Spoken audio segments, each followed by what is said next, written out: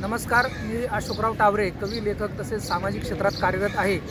भारताचे माजी सरन्यायाधीश डॉक्टर धनंजय चंद्रचूड हे पदावर असताना दिनांक 20 ऑक्टोबर 2024 रोजी त्यांच्या मूळ गावी कनेरसर, तालुका खेड, जिल्हा पुणे येथे आले होते आणि त्यावेळी त्यांनी अयोध्या खटल्याबाबत वादग्रस्त वक्तव्य केलं होतं।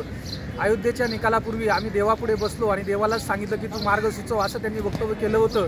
आणि हिंदू व मुस्लिम दोन धर्मामधील असलेला तो खटला होता आणि त्याबाबत आज न्यायव्यवस्था एवढी विद्वत्तापूर्ण असताना अशा पद्धतीनं देवापुढे बसून मार्ग सुचव असं बोललो, हे वक्तव्य धक्कादायक होतं।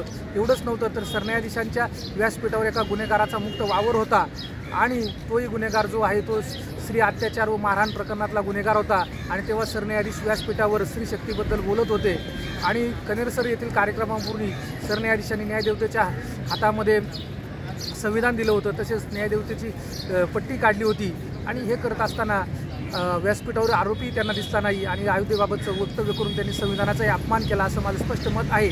आणि हे असं होत असताना ज्या व्यक्ती गुन्हेगार म्हणून तिथं वावरल्या किंवा त्यांना नेण्यामध्ये ज्यांचा पुढाकार होता त्यांच्यावर आज तागायत कारवाई झालेली नाही आणि खाजगी कार्यक्रम होता म्हणून टाळाटाळ केली जात आहे। परंतु खाजगी कार्यक्रम असतानाही यमाई देवस्थान प्रशासक कमिटीच्या मालकीचं कार्यालय असल्याने त्या प्रशासक कमिटीमध्ये जे तालुक्यातील जे सर्वोच्च जे शासकीय अधिकारी आहेत त्यांनी त्यांच्या मनमानीप्रमाणे कार्यक्रम राबवला आणि त्या ठिकाणी त्यांनी व्यासपीठावर गुन्हेगाराचा मुक्त वावर ठेवला आणि याबाबत कारवाई झाली पाहिजे, यासाठी मी दिनांक 24 तारखेपासून आझाद मैदानावर आंदोलनाला बसलेलो आहे।